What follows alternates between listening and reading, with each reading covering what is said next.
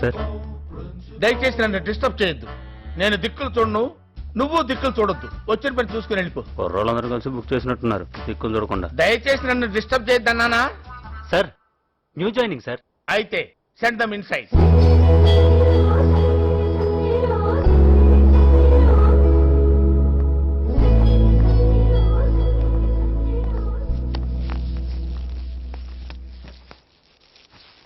నమస్తే సార్, ఇవాళ మంచి రోజు అని చెప్తే జాయిన్ చేద్దామని తీసుకొచ్చానండి. అలాగా?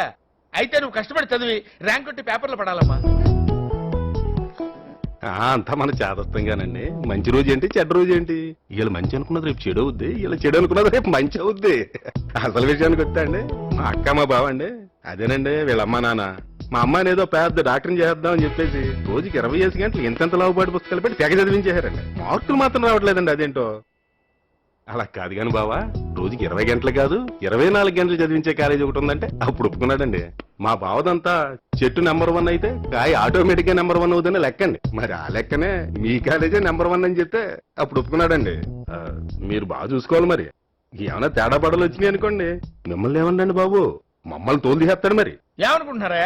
ఏమనుకుంటున్నారు మా కాలేజీ గురించి? 24 గంటలు కాదు, కుదిరితే 36 గంటలు దిక్కులు చూడకుండా చదివి పెడతాం. తెలుసా విషయం మీకు? ఏంటి ఒకసారి బ్యాక్స్ ఉన్నాయి. 1 4 5 7 8 9 10 మొత్తం 10 ర్యాంక్స్ లో 7 ర్యాంక్స్ మావేనయ్యా. చేపలు తెలుసు కదా, చేపలు రుద్దినట్టు పస రుద్దులు పెడతావు తెలుసా? The entire state hour college stands first in discipline.